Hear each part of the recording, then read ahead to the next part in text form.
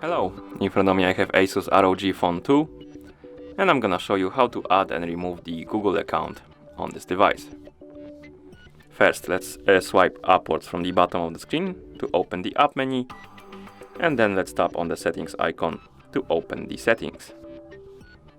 Once in settings, let's scroll down and select the accounts. Here let's tap on add account, then select Google,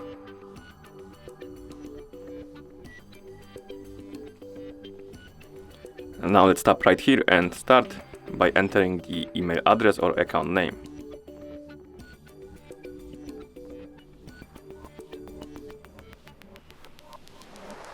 Then tap next. Now we need to enter the password, so give me a few seconds. And once you're done entering the password, tap next. Here tap on I agree. Now tap accept. And as you can see, our Google account was added. To remove the account, you just need to tap on it right here in the accounts menu. Select remove account and then tap remove account to confirm. And as you can see, the account was removed. And that's how you add and remove the Google account on this device.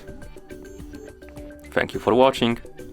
If you found this video helpful, please consider subscribing to our channel and leaving the like on the video.